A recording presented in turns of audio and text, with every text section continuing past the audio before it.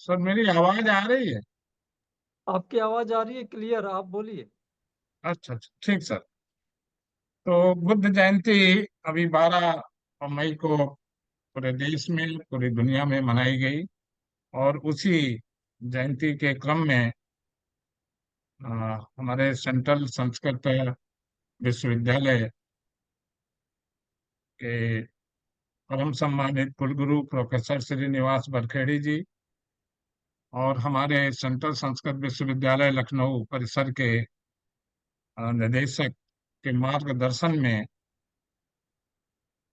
ये बुद्ध जयंती के ही क्रम में पक्षोत्सव का 15 दिवसीय ये व्याख्यान माला का आयोजन किया गया है, जो जिसका आज ये प्रथम दिन है। इस पक्षोत्सव के इस व्याख्यान माला के जो हमारे विश्वविद्यालय के प्रोफेसर डॉक्टर कृष्णा कुमारी एवं डॉक्टर प्रदीप कुमार द्विवेदी जी के संयोजन में और डॉक्टर जयवंत खंडारे एवं डॉक्टर प्रियंका जी के सह संयोजन में ये व्याख्यान माला का आयोजन हुआ है। इस कार्यक्रम के जो मुख्य कोऑर्डिनेटर कर रहेंगे, जो हमारे समन्वयक हैं, हमारे पाली जो बौद्ध दर्शन एवं पाली विद्या शाखा के विभागाध्यक्ष professor doctor Gurcharan Singh Negi sir और डॉक्टर प्रफुल्ल गढ़पाल सर के कोऑर्डिनेशन में ये कार्यक्रम का आयोजन किया गया है। आज के इस प्रथम दिवस में हमारे दो प्रमुख बहुत ही विद्वान मेहमान इस कार्यक्रम में मुख्य रूप से हम लोगों को मार्गदर्शन करेंगे, जिसमें संपूर्णानंद संस्कृत विश्वविद्यालय के श्रवण विद्या संकाय के संकाय अध्यक्ष प्रोफेसर रमेश प्रसाद सर जी और हमारे केंद्रीय संस्कृत विश्वविद्यालय लखनऊ परिसर के बौद्ध दर्शन एवं पाली विद्या शाखा के विभागाध्यक्ष प्रोफेसर गुरचरण सिंह नेगी सर, इनके हम अमूल्य विचारों से आज हम अवगत होंगे। कार्यक्रम को आगे बढ़ाने से पहले मैं निवेदन करना चाहूंगा कि जो भी साथी इसमें इस मीटिंग से इस व्याख्यान माला में अपनी सहभागिता अपना प्रतिभान कर रहे हैं, तो जरूरत पड़ने पर ही वो अपने स्पीकर को ऑन करेंगे। अन्यथा स्पीकर को अगर वो म्यूट रखेंगे तो ज़्यादा उचित होगा, इससे मीटिंग में डिस्टरबेंस नहीं होगी। और अगर कहीं दिक्कत आती है आपको वॉइस में या और उसमें, तो आप उसको हैंड रेज कर सकते हैं। इलेक्ट्रॉनिकली अपना डिजिटल आप हैंड रेज कर सकते हैं, तो वो हमारे जो होस्ट हैं जो इसको कंडक्ट कर रहे हैं वो उसको देख लेंगे। और कार्यक्रम में बहुत ज़्यादा ना कुछ करते हुए मैं आज की इस व्याख्यान माला के विषय प्रवर्तन के लिए परम आदरणीय डॉक्टर प्रफुल्ल गढ़पाल सर, जो हमारे केंद्रीय संस्कृत विश्वविद्यालय बौद्ध दर्शन एवं पाली विद्या शाखा के सहाचार्य हैं, असिस्टेंट प्रोफेसर हैं, मैं उनसे विनम्र निवेदन करता हूं कि आज के विषय प्रवर्तन को आप आगे बढ़ाने का, आज के व्याख्यान माला के कार्यक्रम को आगे बढ़ाने का महती कृपा करें। Doctor Praful Gadhpal sir.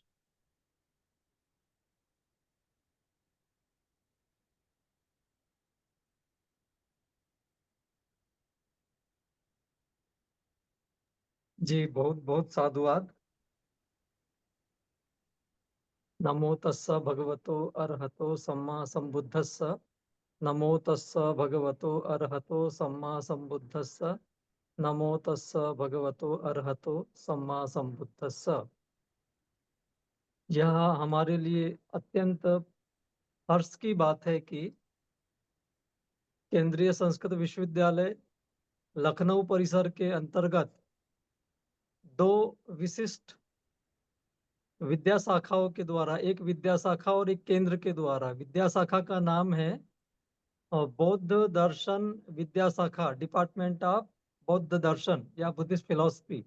ऐसे ही एक विशिष्ट केंद्र हमारे विश्वविद्यालय के लखनऊ परिसर में है, पाली अध्ययन अनुसंधान केंद्र। तो ऐसी दो विद्या शाखाओं के द्वारा संयुक्त उद्यम करके एक व्याख्यान माला का आयोजन किया जा रहा है और इसमें अ, पक्षो पक्षोत्सव के रूप में पक्ष व्यापी ये व्याख्यान माला चलने वाली है, जिसमें देश के अत्यंत मूर्धन्य विद्वान पाली भाषा, बौद्ध दर्शन, पाली विद्याओं और इससे संबंधित विशिष्ट विषयों पर अपने विचार रखेंगे, जिससे बहुत सारे लोग लाभान्वित हो सकते हैं। मैं निवेदन करूंगा कि कृपया आप म्यूट ही रहेंगे, बाकी लोग। तो यह एक विशिष्ट उपक्रम आज से आरंभ हुआ है और आज प्रोफेसर रमेश प्रसाद सर, जो कि संपूर्णानंद संस्कृत यूनिवर्सिटी के श्रमण विद्या संकाय के अ, अध्यक्ष हैं, उनका सानिध्य हम सबको प्राप्त होने वाला है। यह विशिष्ट अवसर है। इसी प्रकार से प्रोफेसर गुरुचरण सिंह नेगी जी, जो कि बौद्ध दर्शन के विशिष्ट आचार्य है, प्रोफेसर है और हमारी विद्या शाखा के अध्यक्ष भी है। उनके अनमोल वचन भी हम सुनने वाले हैं। तो ऐसे महनीय आचार्यों का मैं आज के इस कार्यक्रम में हार्दिक हार्दिक अभिनंदन करता हूँ, स्वागत करता हूँ। इसी तरह से अभी हम देख रहे हैं कि यहाँ 87 जो है पार्टिसिपेंट्स जुड़े हुए हैं। उन सभी का भी हम अरे हार्दिक छोटू। अभिनंदन करते हैं, हाँ स्वागत यार करते चला हैं। गया। और अब यहाँ निवेदन करेंगे आरसी बौद्ध जी से कि आज के हमारे अरे विशिष्ट चला गया जा, मुझे आचार्य जी बहुत को करना है। व्याख्यान के लिए वे बुलाए। एक बार सर अपना स्पीकर थोड़ा हाँ देख लीजिएगा। देखते हैं। अरे यार, बहुत बहुत साधुवाद सर। आ, आज के इस व्याख्यान माला के क्रम में जी मेरी मैं, आवाज आ रही सर? हाँ अभी रुक जाइए सर। सर्वप्रथम मैं अपने अतिथियों का और जो हमारे संस्कृत विश्वविद्यालय के आचार्य, हमारे सहपाठी और जो साथी इसमें आज इस व्याख्यान माला में अपना समय निकाल कर जुड़े हुए हैं, तो ऐसे सभी अतिथियों के लिए, उनके सम्मान के लिए, उनके अभिवादन के लिए, उनके स्वागत के लिए मैं अपने सहपाठी साथी आ, राम स्वरूप अहिरवार जी से सादर निवेदन करता हूँ कि आज इस व्याख्यान माला में जुड़े हुए सभी साथियों और प्रमुख रूप से अपने अतिथियों के स्वागत के लिए उनके सम्मान में अपने दो शब्द कहेंगे। आर एस अहिरवार जी, अपना स्पीकर ऑन करिए सर।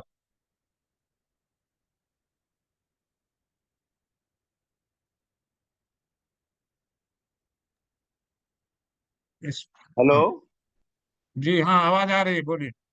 जी, म- हेलो, मेरी आवाज आ रही सर? क्या हुआ? आवाज आ रही है? आप बोलिए बोलिए, आवाज आ रही है, जी। बोलिए। नमो तस्य भगवतो अरहतो सम्मा सम्बुद्धस्य।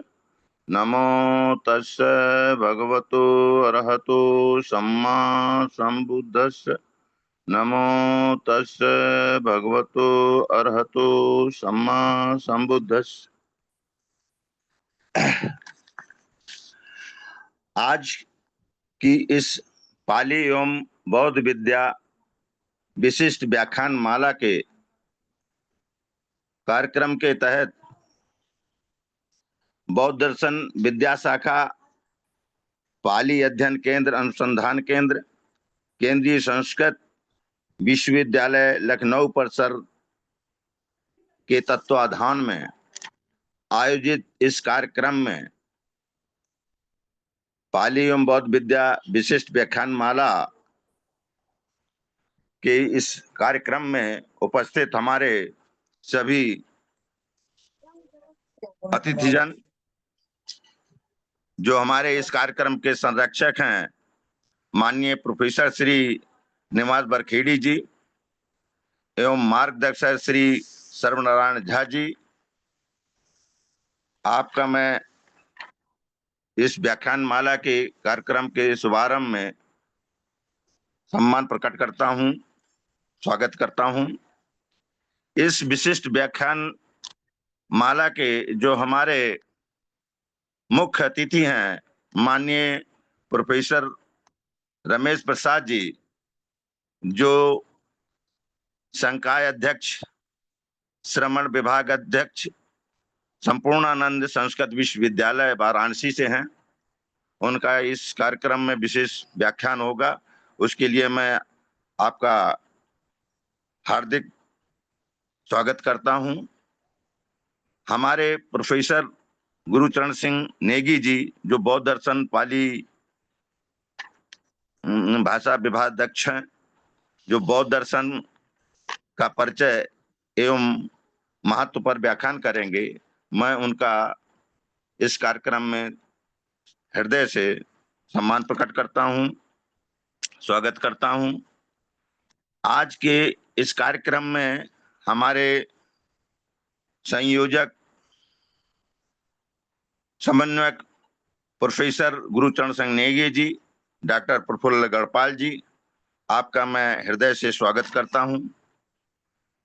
संयोजक माननीय डॉक्टर कृष्णा कुमारी जी, डॉक्टर प्रदीप कुमार द्विवेदी जी, सह संयोजक माननीय डॉक्टर जयवंत खंडारे जी, डॉक्टर प्रियंका जी, इस कार्यक्रम में उपस्थिति देने के लिए मैं आपका हृदय से स्वागत और सम्मान प्रकट करता हूं।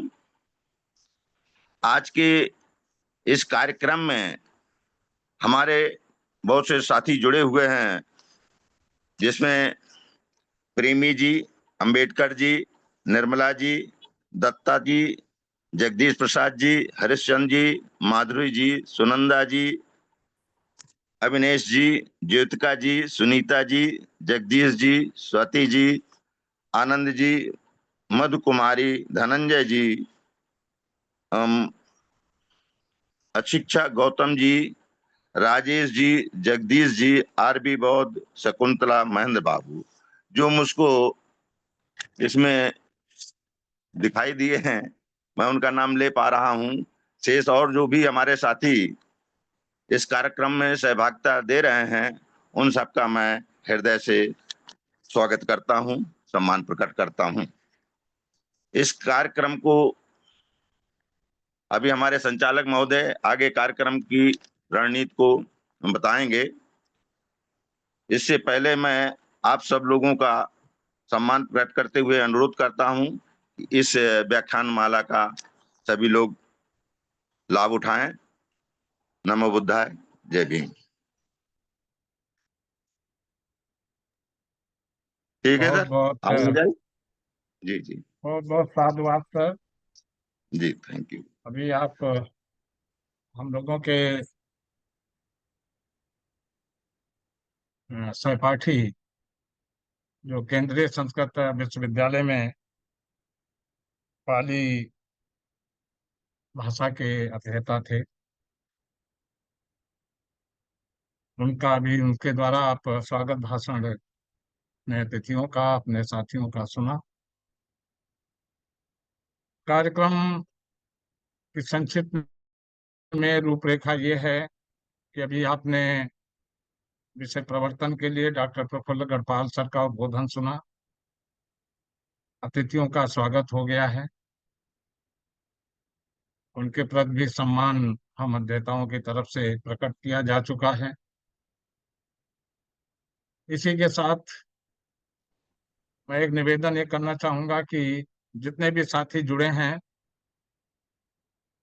कार्यक्रम के अंत तक जरूर जुड़े रहें, क्योंकि आज दो ऐसे महान विद्वानों का आप उद्बोधन इसमें सुनेंगे, उनके विचार सुनेंगे, जिससे जीवन में लाभ होगा। समाज को बहुत कुछ आप उनके विचारों से सुनकर, समझकर, सीखकर समाज को दे पाएंगे। इसलिए कार्यक्रम को बहुत ध्यानपूर्वक, बहुत शांतिपूर्वक इसका श्रवण करें, मनन करें, और कुछ बात अगर आपको अच्छी लगती है, महत्वपूर्ण लगती है, तो उसको नोट जरूर करें। कार्यक्रम में ज्यादा समय न लेते हुए मैं आपसे सभी को अवगत कराना चाहता हूं कि आज के इस कार्यक्रम के हमारे प्रमुख अतिथि कह लीजिए, हमारे मार्गदर्शक कह लीजिए, प्रोफेसर रमेश प्रसाद सर हम लोगों से जुड़ चुके हैं। दूसरे हमारे जो विद्वान अ, हमारे प्रोफेसर हैं, प्रोफेसर गुरचरण सिंह नेगी सर, तो इन दोनों लोगों का, हमारे जो प्रोफेसर सर हैं रमेश प्रसाद सर, आज उनका जो उद्बोधन होगा, जो उनका विचार आपको सुनने को मिलेगा, उसका विषय है पाली की भविष्यगामी संभावनाएं। बड़ा महत्वपूर्ण विषय है, और बहुत ही महत्वपूर्ण व्यक्तित्व से, महान विभूति से आप इनको सुनेंगे। इस विषय पर उनके सारगर्भित विचार होंगे। प्रोफेसर रमेश प्रसाद सर वर्तमान में department of Pali and Theravada, Sampurnanand Sanskrit विश्वविद्यालय वाराणसी में प्रोफेसर और हेड ऑफ डिपार्टमेंट हैं। आप की विशेषता ये है कि मैं सर के विषय में जो थोड़ा जानकारी जुटाने की कोशिश किया, तो इतना बृहद है कि उसको घंटे 2 घंटे में भी नहीं बताया जा सकता है। फिर भी अगर उनके, मैं एकेडमिक उसको देख रहा था, तो आप एकेडमिक क्षेत्र में, शिक्षा के क्षेत्र में first class, first in MPhil, आप एमफिल में फर्स्ट क्लास इन फर्स्ट हैं, और गोल्ड मेडल हैं आचार्य में। आपने बिहार बोर्ड से हाई स्कूल और इंटरमीडिएट किया, पटना यूनिवर्सिटी से आपने ऑनर्स, बी ऑनर्स किया, और दिल्ली यूनिवर्सिटी से आपने पीजी बुद्धिस्ट स्टडीज में, एमफिल और पीएचडी आपने किया, और पाली विषय से आप आचार्य हैं संपूर्णानंद संस्कृत विश्वविद्यालय से। आपके 27 जनवरी 2025 तक लगभग 135 से ज्यादा बौद्ध दर्शन पर वीडियो यूट्यूब पर अपलोड हो चुके हैं, जो बहुत ही महत्वपूर्ण हैं। शैक्षणिक क्षेत्र में अगर आपको देखें, तो आप 19 सितंबर 1998 से as a Pali lecturer, reader, associate professor, और 2013 में आप प्रोफेसर हो गए। 27 वर्षों से अधिक का आपका शिक्षण के क्षेत्र में महत्वपूर्ण अनुभव है। अगर रिसर्च एंड गाइडेंस देखें तो आपके अंडर में बोला जो जो ऐसे था। मुझे जानकारी हम जुटा पाए तो 24 से ज्यादा लोगों ने आपके अंडर में पीएचडी उनको अवॉर्डेड हो चुकी है। कई लोग अभी आपके अंडर में पीएचडी कर रहे हैं। आप 2005 में महर्षि बद्रायन महर्षि सम्मान प्रेसिडेंट ऑफ इंडिया के द्वारा आप सम्मानित किए गए हैं। विद्युत भूषण सम्मान ये आपको 2019 में, बहुत सारी बहुत लंबी लिस्ट है सर के अवार्ड और सम्मान की। उसमें से कुछ है। आपको जो न्यू एजुकेशन पॉलिसी 2020 है तो उसमें certificate of appreciation for supervising the language group syllabus of NEP अगस्त 2021 में आपको उसका भी सम्मान मिला है। आप लाइफ मेंबर हैं कई बहुत ही महत्वपूर्ण संस्थाओं के,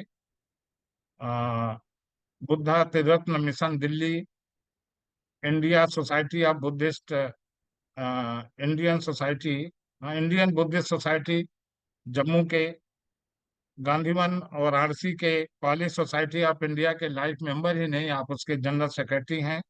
और आपके नेतृत्व में पाली के संवर्धन और विकास के क्षेत्र में बहुत महत्वपूर्ण कदम उठाए जा रहे हैं। महाबोधि सोसाइटी ऑफ इंडिया के कलकत्ता के आप लाइफ मेंबर हैं।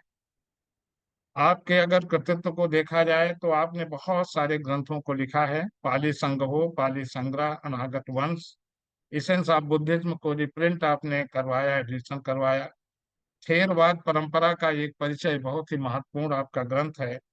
कई जर्नल एवं पत्रिकाओं में आपके लेख छप चुके हैं। पाली विमर्श, लगभग 30 से अधिक पुस्तकें और पत्रिकाएं का विवरण आपके उसमें मिलता है।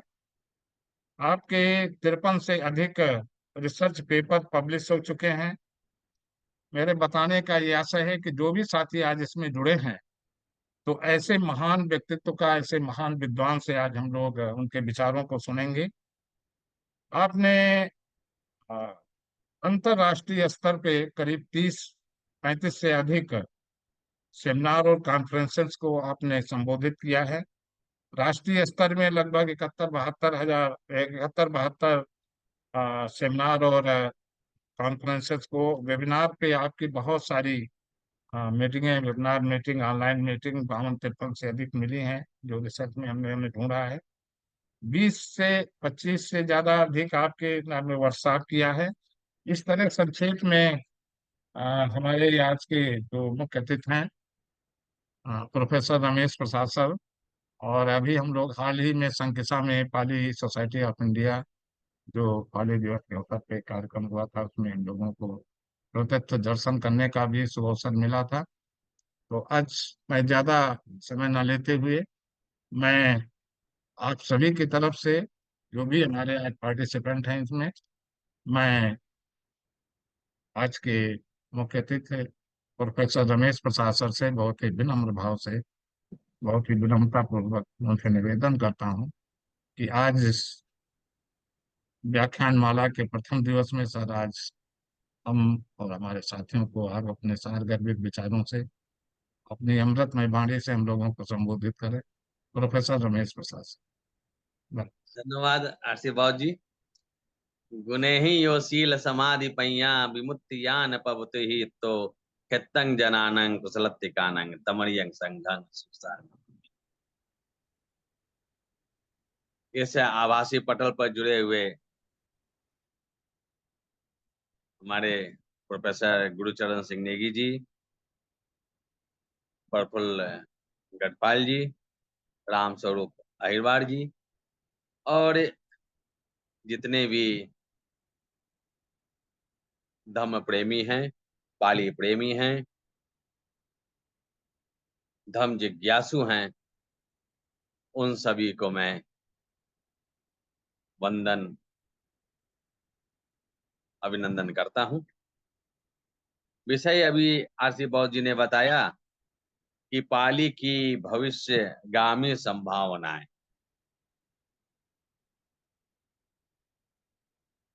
पाली जानते ही हैं, थोड़ा अतीत से हम चलते हैं। पाली जानते ही हैं भगवान बुद्ध की भाषा है। भगवान बुद्ध ने इसी भाषा में अपना उपदेश किया। यह भी जानते हैं आप लोग कि कुछ लोगों ने भगवान को छांदस में उपदेश करने का सुझाव दिया, जिसे भगवान ने स्वीकार नहीं किया और उन्होंने आम जनता की बोली, जनसाधारण की बोली पाली का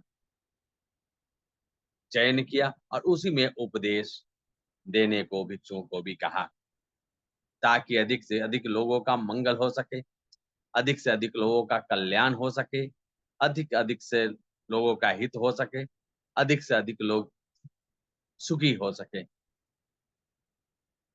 यह बहुजन हिताय बहुजन सुखाय कि जो उदात्त उद्देश्य भगवान बुद्ध ने लेकर चला था, उसे उन्होंने ज्ञान प्राप्ति से लेकर महापरिनिर्वाण तक इस उद्देश्य के लिए अपना जीवन समर्पित किया।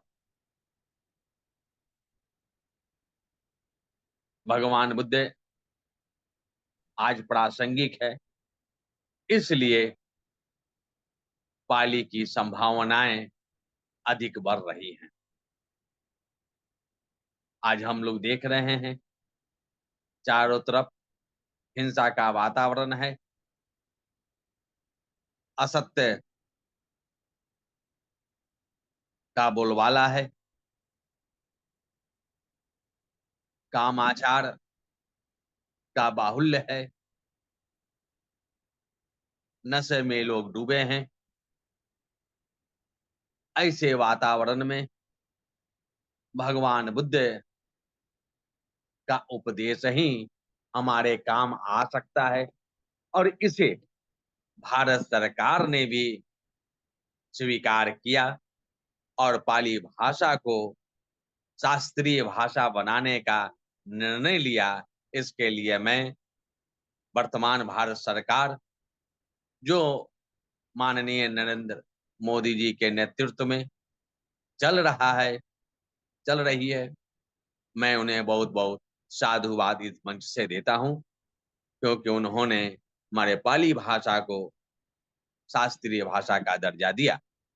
बहुत दिनों से हम लोग ये मांग कर रहे थे, हम लोग प्रयासरत थे कि पाली भाषा को शास्त्रीय भाषा का दर्जा दिया जाए और यह हमें मिला। और मिलने के पीछे अकारण कुछ नहीं होता है। भगवान बुद्ध ने अपना प्रथम वचन में ही कहा था, यदा हवे पातु भवन्ति धम्मा आतापिनो जायतो ब्राह्मणस अतस्स कंका वपयन्ति सब्बा यतो पजानाति सहेतुकम्।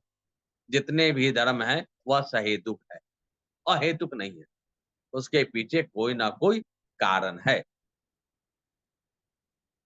तो यह जो दर्जा दिया गया वह हमारे बढ़ते हुए कदम को दिया गया। अब लगा कि पाली भाषा को यह दर्जा देकर, यह सम्मान देकर, जो आक्रांता का, जो अविश्वास का, जो हिंसा का समाज में वातावरण फैल रहा है, उसे हम कम कर सकें, उसके लिए बुद्ध को पुनः जन जन तक पहुंचाना आवश्यक है। इसके लिए पाली को आगे लाना होगा। पाली भाषा आ गई, अब हमारा पुनीत कर्तव्य बनता है कि उस पाली भाषा को वह हम विद्वानों का, हम अध्येताओं का यह कर्तव्य बनता है कि पाली भाषा को हम जन जन तक पहुंचाएं। क्योंकि किसी भी बात को, किसी भी धम्म को अच्छी तरह से अगर समझना हो तो हमें उसकी मूल भाषा में ही पढ़कर हम समझ सकते हैं, अन्यथा अर्थ का अनर्थ भी निकल सकता है। जैसा कि एक आपको उदाहरण दूं, भगवान बुद्ध को कहा जाता है कि भगवान बुद्ध ने जो अंतिम भोजन किया था वह सुकर मद्दब था। सुकर मद्दब का अर्थ वहां लगाया गया कि सुअर का मांस भगवान बुद्ध ने खाया, जो चुंद द्वारा दिया गया था। यह बिल्कुल गलत बात है। यह अंग्रेजों ने इसका अनुवाद किया, क्योंकि वो लोग सुअर का मांस खाते थे, जिसे भारतीय लोग पसंद नहीं करते थे। अब उसे अपने को जस्टिफाई करना था, इसलिए उन्होंने भगवान बुद्ध के अंतिम भोजन को सुअर के मांस से जोड़ दिया गया। आप खुद कल्पना करें, यह भगवान बुद्ध के अंतिम वर्ष की बात है, 80वें वर्ष की बात है। भगवान बुद्ध पावा में, जो कुशीनगर के पास ही है, विहार कर रहे हैं। ऐसा नहीं है कि वह मांसाहार का वहां पर जीवन हो। और जो व्यक्ति जीवन भर अहिंसा का पाठ पढ़ा रहा हो और उसे कोई मांस दान में दे, यह गले से नीचे नहीं उतर। सूका का अर्थ शकरकंद होता है, जो पावा में बहुत ज्यादा पाया जाता है। मद्दव का अर्थ मार्दव होता है, माने उसे के चोखा जिसको कहते हैं। तो वो जो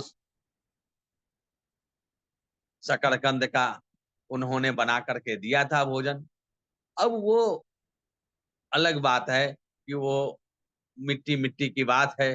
वो जहरीला जैसा जो है वह मिट्टी रहा होगा, वहां पर वह उत्पन्न हुआ और भगवान बुद्ध को वह दिया गया। तो थोड़ा सा पहले से ही 80 साल की उम्र थी, थोड़ा सा अस्वस्थ हो गए, अब उसको जोड़ दिया गया कि भगवान को ये है, मांस दिया गया।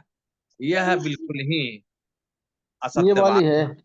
मुझे कहने का मत ये उद्देश्य है कि अगर हम लोग पाली भाषा सीखेंगे तो उसे हम अपने ढंग से विवेचन कर सकेंगे, उसे अपने ढंग से, यानी जो हमारी संस्कृति अलग है और पाश्चात्य संस्कृति अलग है, तो कई गलतियां उनसे हुई हैं। वो अपने ढंग से बुद्ध वचन को समझा है उन लोगों ने, और अपने ढंग से हम लोगों के सामने प्रस्तुत किया है। और हम भारतीयों के साथ यह भूल हो गया कि हमने उस अंग्रेजी अनुवाद को, चूंकि पाली जानते नहीं थे, अंग्रेजी अनुवाद को हिंदी अनुवाद में रूपांतरित कर दिए, क्योंकि अंग्रेजी अनुवाद पहले उपलब्ध था। तो अब आवश्यकता है कि हमें जो पाली के जो ग्रंथ हैं उसे भी हिंदी अनुवाद मूल को देखते हुए, ठीक है अंग्रेजी का सहारा ले, लेकिन जहां पर दुविधा लगे तो उसे अपनी बुद्धि का प्रयोग करें, क्योंकि भगवान बुद्ध ने कहा है विवेक से काम लो, किसी भी बात को अक्षरशः स्वीकार मत करो। अगर वो तर्क की कसौटी पर वह न कसे, तर्क की कसौटी पर वह उचित न दिखे, तो उसे स्वीकार मत करो। इसलिए हमें पाली भाषा का ज्ञान होना जरूरी है, हम उसे पाली भाषा को सीखें। और आपके पास एक रत्न है, प्रफुल्ल गढ़पाल जी जैसा, जिन्होंने अपना पूरा जीवन ही पाली के विकास के लिए समर्पित कर दिया है। हम तो विशेष रूप से प्रफुल्ल गढ़पाल जी को इसके लिए बहुत बहुत साधुवाद देते हैं। अति रत्न से हम प्रार्थना करते हैं उनका लंबी आयु के लिए, और इसी तरह से वह काम करते रहें, ताकि पाली का प्रचार प्रसार और विकास हो सके। अब हुई संभावनाएं पाली की, तो हमें तो लग रहा है संभावनाएं तो बहुत है ही, और राजस्व मिलना जरूरी है। बिना राजस्व का काम जो है वह नहीं हो पाता है। तो राजस्व में हमारे पहला जो हो गया कि हमें क्लासिकल लैंग्वेज, जो शास्त्रीय भाषा है, उसका दर्जा हमें प्राप्त हुआ है। तो इससे स्पष्ट है कि हमें राजस्व प्राप्त है। तो इससे हम लोग लगे कि हमें स्कूल कॉलेज में भी पाली की पढ़ाई हो, ताकि बच्चे जो है शुरू से क्योंकि ये लैंग्वेज है ना, अगर हम बच्चा से ही पढ़ाएंगे तो रटने का चीज लैंग्वेज में ज्यादा रहता है। तो अगर शुरू से ही अगर पढ़ाया जाए, बच्चों को 5वीं क्लास से ही पढ़ाया जाए, तो वो उसके दिमाग में, उसके मन में वह बातें बैठेगी और भाषा को जल्द से जल्द वह सीख पाएंगे। तो हमारा सरकार से यह निवेदन है कि वह जो है प्राइमरी से ही पाली भाषा का वह जो है अध्ययन का कार्य शुरू करवाएं। विद्यालयों में, अगर सभी विद्यालयों में संभव नहीं है, कम से कम जिले के एक विद्यालय में पाली को जरूर जो है इंट्रोड्यूस करवाएं, ताकि पाली भाषा को जो है पढ़ने वाले बच्चे आ सकें और धीरे धीरे उसमें नैतिकता के गुण बढ़ सके, क्योंकि ये नैतिकता की ही बात बताते हैं। यहाँ किसी भी प्रकार का अभिशाप, वरदान या ऐसा नहीं कोई बातें कही गई है जो तर्क से परे हो। तार्किक बातें कही जाती हैं, अच्छी बातें कही जाती है, हिंसा मत करो, चोरी मत करो, व्यभिचार मत करो, झूठ मत बोलो, क्रोध मत करो। ये सारी बातें कही जाती है ताकि हमारा नैतिक मूल्य जो है वह बढ़ सके, हम नैतिक हो सके। और यही आज जो मूल्यों का, जो मानव मूल्यों का जो क्षरण हो रहा है, मानव मूल्य गिर रहे हैं, आज उसे स्थापित करने की आवश्यकता है। हमें लगता है कि बुद्ध के जो उपदेश हैं, जो पाली भाषा में मूलतः हैं, उसे हम आगे अगर बढ़ाना होगा, तभी हम जो क्षरण हो रहा है नैतिक मूल्यों को, उसे हम रोक पाएंगे।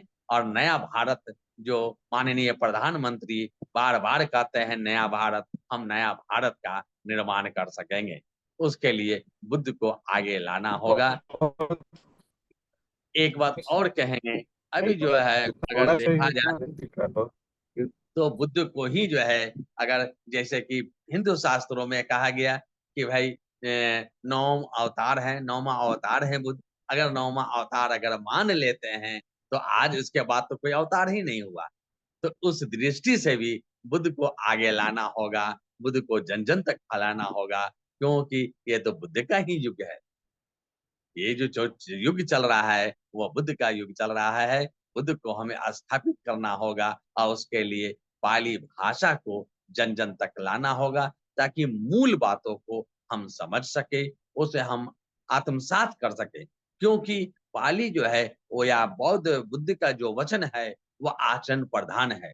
जितनी मात्रा में हम आचरण करेंगे, उतनी मात्रा में हमारा कल्याण होगा, उतनी मात्रा में हमारा मंगल होगा। और एक बात है और, एक तो ये कह दिए कि स्कूल कॉलेजेस में ये खुले। दूसरी बात ये है कि पाली संस्थान की स्थापना हो। जैसे हिंदी संस्थान है, संस्कृत संस्थान है, उसी तरह पाली संस्थान की स्थापना हो। पाली विश्वविद्यालय भारत में एक भी नहीं है। पाली विश्वविद्यालय की स्थापना हो। ये भारत सरकार से हमारा करबद्ध निवेदन है कि इन बिंदुओं पर वह सकारात्मक विचार करें और पाली भाषा को के लिए ये सर्व सारे कार्य करें, तभी शास्त्रीय भाषा जो मान्यता मिली है, वह सार्थक हो पाएगा और लोगों का कल्याण हो पाएगा, लोगों का मंगल हो पाएगा। बहुत ही सम्मत है।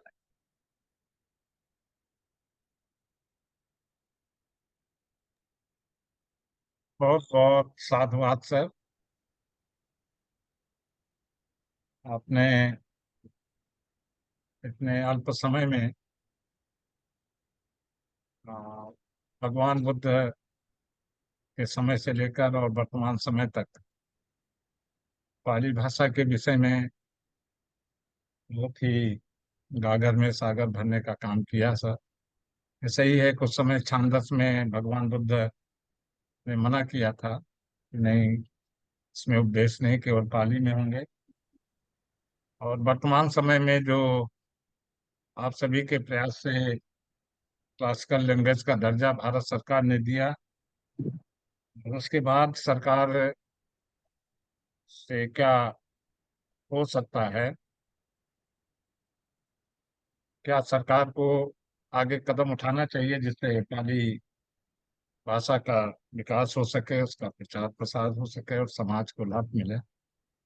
तो इसके लिए जो आपने विचार दिया बहुत ही मूल्यवान है। बहुत बहुत साधुवाद सर। इसके बाद साथियों, आज के हमारे दूसरे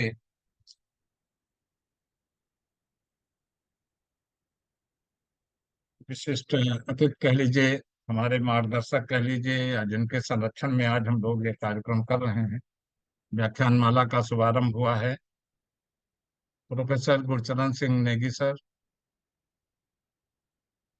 नेगी सर को तो हम लोग 2 साल से बहुत करीब से उनके सानिध्य में शिक्षा ग्रहण करने का मौका मिला। शायद हम लोग उतना उनको नहीं समझ पाए उस समय, एक प्रोफेसर की हैसियत से ही उनको समझ पाए। आज हम लोग विशेष रूप से उनको सुनेंगे। सर बीच में मैं थोड़ा मैं बोलना आज चाहता हूँ। सर सर सर आज वो किन्हीं प्रशासनिक व्यस्तताओं के कारण समय पर अच्छा, उपस्थित नहीं हो पा रहे हैं। जी जी, क्योंकि काफी देर से अभी अभी थोड़ी देर पहले ही वो उनका परिसर से घर जाना हुआ, तो सर तो नहीं जुड़ पाएंगे, किसी और दिन वे जुड़ेंगे। लेकिन मैं ही थोड़ी सी बातें आप सबके सामने निवेदन करना चाहूंगा। सही है सर। आप ही हम लोगों का मार्गदर्शन करें। जी जी जी जी, बहुत बहुत धन्यवाद। जी। तो कुछ विषयों पर हम चर्चा करेंगे। अ, आप सभी से काफी लंबे समय बाद संवाद करने का अवसर प्राप्त हो रहा है, और संवाद का बड़ा महत्व है। जब तक आपस में संवाद चलता रहता है तो बहुत सारे विषय आगे बढ़ते हैं, चर्चाएं आगे बढ़ती है, विमर्श आगे बढ़ते हैं, और ज्ञान की परंपरा भी आगे बढ़ती है। तो ऐसी इस परंपरा को आगे बढ़ाने का अवसर ऑनलाइन की दृष्टि से हमें काफी दिनों बाद प्राप्त हो रहा है। यह हमारे लिए भी खेद का विषय है। किंतु देर से आए दुरुस्त आए। आज हम बहुत ही महत्वपूर्ण विषय को सुनने वाले थे, किंतु उससे वंचित हो गए। लेकिन हम प्रयास करेंगे कि इस पखवाड़े में आचार्य प्रोफेसर गुरुचरण सिंह नेगी सर का मार्गदर्शन, उनका आशीर्वाद हमें प्राप्त होगा। मैं कुछ बातों को आप के समक्ष निवेदन करना चाहता हूँ। अभी हमारे पूज्य आचार्य प्रोफेसर रमेश प्रसाद जी ने बहुत ही महत्वपूर्ण मार्गदर्शन प्रदान किया है, और उसी में ही थोड़ी सी बातें अपनी जोड़ना चाहता हूँ। पाली भाषा को अब क्लासिकल लैंग्वेज का दर्जा प्राप्त हो गया है, और इसके बाद एक और जो पड़ाव है उसकी ओर भी हम सबको आगे बढ़ना है। वो है कि भारतीय संविधान की 8वीं अनुसूची में पाली भाषा को स्थान प्राप्त हो। ये जो है महत्वपूर्ण बात है। इसके पहले क्लासिकल लैंग्वेज का दर्जा मिलना अपने आप में पाली भाषा की प्रतिष्ठा को बढ़ाने वाला विषय रहा है, और 8वीं अनुसूची में यदि इसे स्थान प्राप्त होता है तो आधिकारिक रूप से यह विषय संस्थाओं में, विश्वविद्यालयों में, महाविद्यालयों में, विद्यालयीय शिक्षा में प्रवेश पाएगा, और इसके जितने भी अनुवाद, अध्ययन, अनुसंधान इत्यादि क्षेत्र है, उस दिशा में भी गति प्राप्त होगी। लेकिन हमें ये बात याद रखना चाहिए कि कभी भी किसी विश्वविद्यालय ने या किसी शैक्षणिक संस्था ने किसी भाषा को या किसी विषय को स्थापित नहीं किया, ना ही आगे बढ़ाया है। किसी भी विषय को आगे लेकर जाना है, आगे बढ़ाना है, तो उसमें सबसे बड़ी भूमिका यदि किसी की होती है तो वो होती है समाज की भूमिका। समाज के कारण ही कोई विषय आगे बढ़ पाता है। इसलिए ये हमें अच्छी तरह से जान लेना चाहिए कि सामाजिक स्तर पर जब तक उस विषय की स्वीकार्यता नहीं होती, मान्यता नहीं होती, प्रतिष्ठा नहीं होती, उसको आगे बढ़ाने के लिए संकल्प नहीं होते हैं, तब तक वो विषय नहीं बढ़ सकता है। सरकारें तो समय-समय पर इस तरह के निर्णय लेती है और नहीं भी लेती है, लेकिन यदि समाज जागृत है तो निश्चित रूप से विषयों को आगे बढ़ाया जा सकता है और समाज के कारण, लोगों के कारण, हमारे कारण ही विषय आगे बढ़ता है। तो हमें ये अच्छी तरह से जानना चाहिए कि हमें हमारी क्या जिम्मेदारी है उस विषय के प्रति। यदि पाली भाषा की हम बात करते हैं तो पाली भाषा को भारत में आए हुए अभी 115 से 120 सालों का कालखंड ही व्यतीत हो पाया है और ऐसी स्थिति में इस विषय को स्टेबल करने के लिए समाज को, हमको ही आगे आना पड़ेगा। उसमें एक जो बड़ी बात है वो ये है कि किसी भी भाषा को आगे बढ़ाने वाले वो होते उसके बोलने वाले। यदि कोई भाषा समाज में स्वीकार्य हो जाती है, उसमें बहुत सारे लोग संवाद करते हैं, आपस में चर्चा विमर्श होता है, अपने विचारों का आदान प्रदान उस भाषा के माध्यम से किया जाता है, तो निश्चित रूप से उस भाषा का विकास होता है और उसकी स्वीकार्यता होती है और इस प्रकार से शैक्षणिक संस्थाओं में भी वो विषय स्टेबल हो जाता है। तो सबसे पहली जो शर्त है वो ये है कि उस भाषा को बोलने वाले लोग होना चाहिए और जितने ज़्यादा लोग उस भाषा को बोलने वाले होंगे, वो भाषा अपने आप प्रगति करेगी। दूसरी बात है कि उस भाषा में अ, साहित्य रचना का क्रम चलना चाहिए। समय-समय पर साहित्यकार उस भाषा के माध्यम से साहित्य की रचना करे, ग्रंथों का प्रकाशन हो। केवल पुस्तकें छपती रहेगी और लाइब्रेरीज़ में ग्रंथालयों में उनको रख दिया जाएगा, तो इससे भाषा का विकास संभव नहीं है। समकालीन जो है साहित्य भी उस माध्यम से रचा जाना आवश्यक है।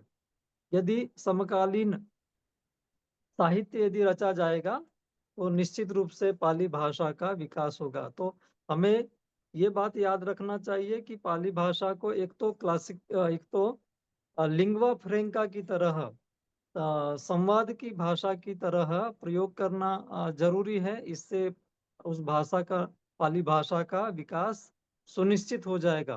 तो जितने ज़्यादा बोलने चालने वाले होंगे, ये भाषा अपने आप जो है वो प्रगति करेगी।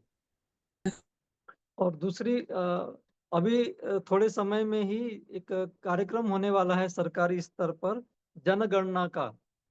हम सभी से अनुरोध करेंगे कि पाली भाषा को अपनी प्राइमरी या सेकेंडरी लैंग्वेज के रूप में ज़रूर स्थान दिलाएँ।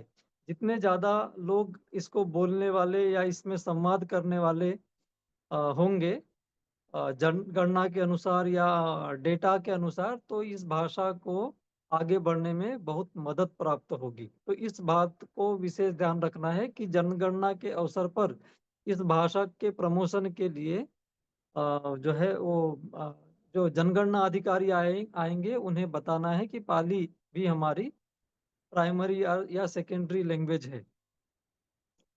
इसी तरह से ग्रंथ रचना बहुत आवश्यक कदम है और मैं देख रहा हूँ कि बहुत सारे विद्वान साथी आज के इस कार्यक्रम में जुड़े हुए हैं, जिन्होंने पाली की वर्षों तक सेवा की है और वे अच्छी तरह से पाली भाषा को बोल सकते हैं, पाली भाषा में लिख सकते हैं। तो ऐसे विद्वान साथियों से हम अनुरोध करेंगे कि पाली भाषा में अपना लेखन कार्य वे करते रहे, जारी रखे और समय-समय पर ग्रंथों का प्रकाशन भी करे।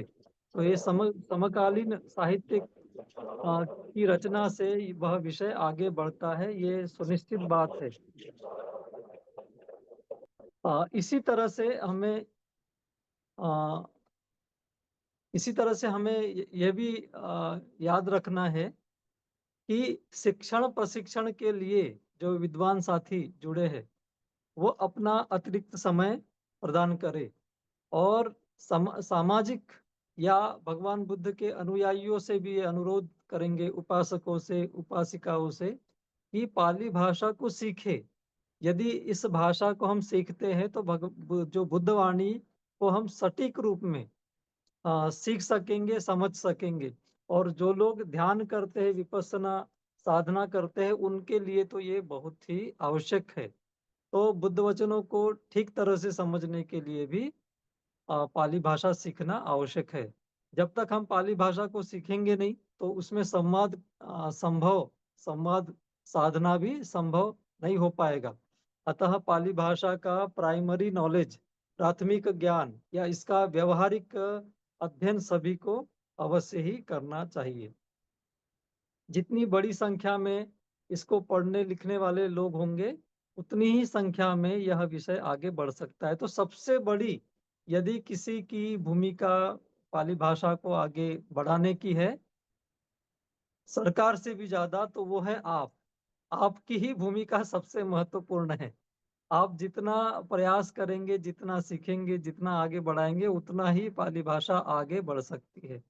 क्योंकि देखिए, समय समय पे कुछ ऐसे डेटा सामने आते हैं। इस समय भारत में 1000 से भी ज्यादा यूनिवर्सिटीज है और 40-45 हजार लगभग कॉलेजेस है और अन्य अन्य प्रकार की संस्थाएं भी है। लेकिन उसके बावजूद केवल 5-6 विश्वविद्यालयों में ही इसके डिपार्टमेंट है। और स्कूली शिक्षा की दृष्टि से हम देखेंगे तो महाराष्ट्र में तो बहुत अच्छा काम चल रहा है और महाराष्ट्र में शीघ्र ही कक्षा 6 से पाली की पढ़ाई आरंभ होने वाली है। उत्तर प्रदेश में भी कक्षा 9 से इसकी पढ़ाई चल रही है, बहुत ही सीमित स्थानों में, केवल 3 स्थानों में। और बिहार में भी कुछ कुछ स्थानों में इंटर में यह विषय लगा हुआ है। बाकी देश के अन्य राज्यों में पाली की स्थिति बहुत ही विकट है। तो हमें प्रयास करना चाहिए कि हम सरकार से मांग करें, प्रतिनिधियों से मिले, अधिकारियों से मिले और कक्षा 6 से इसकी पढ़ाई स्कूली शिक्षा में आरंभ हो जाए। इसके लिए हमें प्रयत्न करना चाहिए अपने अपने स्तर पर। हमें यह भी प्रयास करना चाहिए कि हमारे आसपास के जो विश्वविद्यालय है, वहाँ पर पाली का डिपार्टमेंट खुले या जो कॉलेजेस है पास के, वहाँ पाली विषय पढ़ाया जाए और हम स्वयं भी पाली भाषा को सीखे, समझे, पढ़े। और कुछ अन्य लोगों को, हर एक व्यक्ति 10-10, 20-20 लोगों को भी पाली यदि सिखाएगा तो इस तरह से ये कारवां आगे बढ़ सकता है। और यह प्रशासन की भाषा की यदि हम बात करते हैं तो पब्लिक डिमांड एक बहुत बड़ा महत्वपूर्ण कारक होता है सरकारी स्तर पर किसी विषय को लागू करवाने में। तो हमें समय समय पर सरकार से भी अनुरोध करना चाहिए, निवेदन करना चाहिए, अभ्यर्थना करना चाहिए कि पाली भाषा को स्कूली शिक्षा में स्थान दिया जाए। जैसे कि एनईपी, नेशनल एजुकेशन पॉलिसी में भी प्रावधान है। तदनुसार ये यूनिवर्सिटीज में, कॉलेजेस में और स्कूली शिक्षा में भी ये लागू हो। हमारे सामने एक बड़ी समस्या जो रहती है वो ये रहती है कि हमारे यहाँ बहुत सारे ऐसे बुद्ध विहार है, मठ है, संस्थाएं हैं जहाँ पर पाली का अध्ययन अध्यापन होता है। लेकिन वहाँ हमने देखा कि पाली का अध्ययन अध्यापन तो होता है, लेकिन परीक्षा वो नहीं करा पाते, वो उन्हें दूसरी संस्थाओं की सहायता लेनी पड़ती है। तो ऐसे समय में हमें प्रयास करना चाहिए कि एक भारत में एक ऐसी संस्था बनना चाहिए, केंद्रीय संस्था बनना चाहिए जो कि पूरे देश में जितनी भी इस तरह की संस्थाएं हैं उनको एफिलिएशन दिला सके। तो इस तरह के भी महत्वपूर्ण प्रयास होने आवश्यक है। हम लोगों को ये भी प्रयास करना चाहिए कि जितने भी राज्यों के बोर्ड है, उन बोर्ड्स में भी पाली भाषा को एक विषय के रूप में मान्यता उन बोर्ड्स के द्वारा दी जाए और हमारे बच्चे कक्षा 6 से ही पाली विषय को पढ़ सके। इससे ये होगा कि बच्चे पाली भाषा तो पढ़ सकेंगे और आज जो उच्च शिक्षा प्राप्त कर रहे बच्चे उन्हें उन्हें भी रोजगार का अवसर मिलेगा, करियर की अपॉर्चुनिटीज मिलेगी। तो इससे ये विषय का विस्तार धीरे-धीरे होगा। हम ये बहुत अच्छी तरह से जानते हैं कि दुनिया के बड़े भू क्षेत्र में या बड़ी जनसंख्या ऐसी है कि जो कि बौद्ध धर्म को, बौद्ध परंपराओं का अनुकरण करती है। लेकिन फिर भी भारत में पाली भाषा की स्थिति बहुत ही विकट है। तो हम सब यदि पाली भाषा का अध्ययन करेंगे, सीखेंगे, दूसरों को सिखाएंगे और समय-समय पर पब्लिक डिमांड करेंगे सरकार से, केंद्र सरकार से, राज्य सरकारों से, स्कूली शिक्षा में इसको स्थान दिलाने का प्रयास करेंगे, नए डिपार्टमेंट्स खुलवाने का प्रयास करेंगे, केंद्रीय संस्थाओं का में जो है पाली अ, भाषा को स्थान मिले। साहित्य एकेडमी है, वहाँ पर पाली के विषय में प्रकाशन और हमारे विद्वानों को सम्मान मिलना और इस तरह की जितनी भी गतिविधियां हैं वो सब यदि आरंभ हो जाएगी तो धीरे-धीरे यह विषय निश्चित रूप से आगे बढ़ेगा और ये सब काम जो है आपका है, केवल आपका है, आपके प्रयत्नों से ही ये आगे बढ़ेगा। हम एक दूसरे को देखकर, इसके उसके तरफ देखकर अपनी जिम्मेदारियों से भाग नहीं सकते। हमें सबको अपनी जिम्मेदारी वहन करना चाहिए। एक शिक्षक का, एक प्राध्यापक का यह दायित्व होता है कि विषय को अच्छी तरह से विषय का अध्यापन करे। एक जो अध्येता है, विद्यार्थी है, वो ठीक तरह से शिक्षा ग्रहण करे।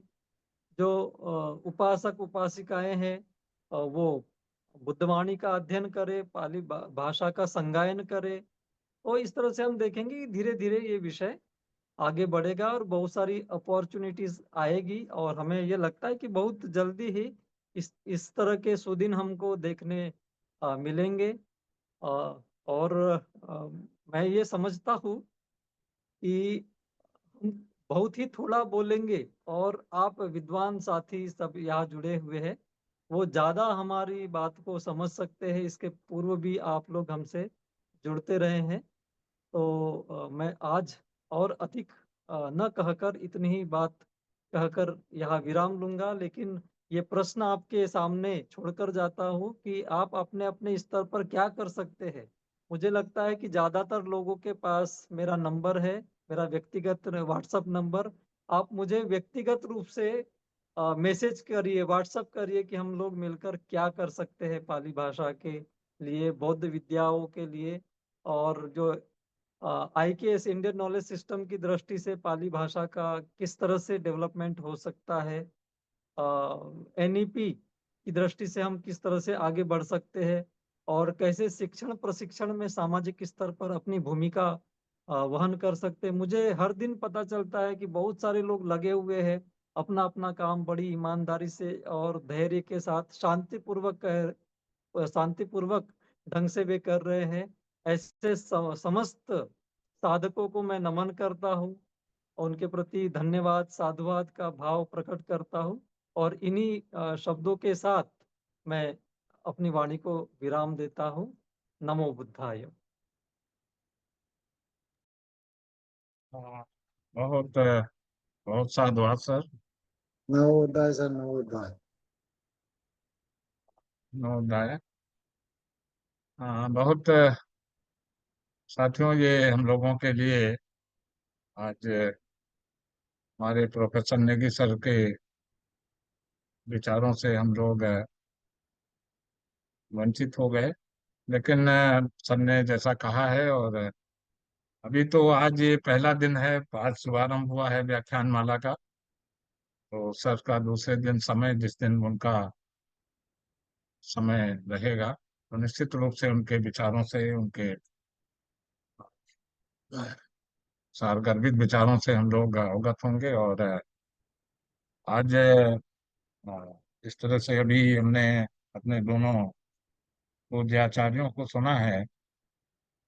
पहले भी पाली भाषा के लिए जो प्रयास हुए उसमें समाज का बड़ा योगदान रहा। पूरे भारत से जब तमाम विभिन्न भाषाओं में पाली को क्लासिकल लैंग्वेज के लिए प्रार्थना पत्र, डिमांड लेटर भारत सरकार को पहुंचे, तो 3 महीने के ही अंदर वो पाली भाषा को शास्त्रीय भाषा का दर्जा मिल गया, उसको मान्यता मिली।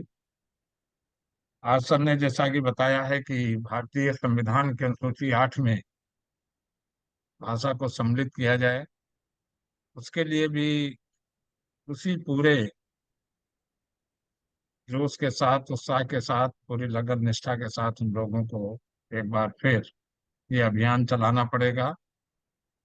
और बहुत खुशी की बात है कि भारत के, हमारे पाली के अनेक प्रकांड विद्वान भी इस मुहिम में अपना योगदान देते हैं, तो निश्चित रूप से इसमें भी सफलता मिलेगी। जैसा कि प्रोफेसर रमेश सर ने बताया कि राज्याश्रय जरूरी है, अच्छा, उसका रेट तो और क्या चल वो रहा है भी सर, कि खुल रहा है?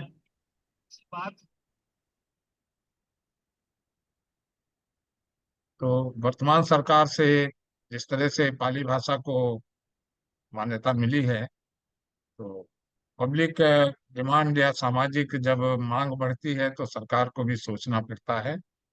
तो इन तमाम बातों की तरफ सर ने आपका ध्यान आकर्षण किया है।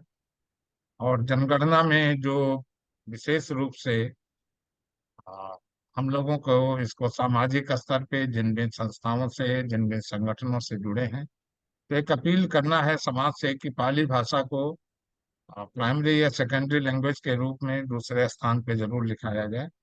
इससे भी एक डाटा तैयार होगा पूरे राष्ट्रीय स्तर पे और सरकार पे उसका असर पड़ता है। तो इन तमाम बातों की तरफ हम लोगों ने आज इस व्याख्यान माला के प्रथम दिन पे बहुत सारे विचार आए हैं। अब मैं सर से जानना जय चाहता भीम हूँ नमो कि सर, बुद्धाय। आरसी बौद्ध जी, जय भीम नमो बुद्धाय। नमो बुद्धाय, जय भीम सर जी। स्पीकर सर, स्पीकर स्पीकर नहीं आ रहा। जी जी जी जी सर। जी सर, मैं प्रोफेसर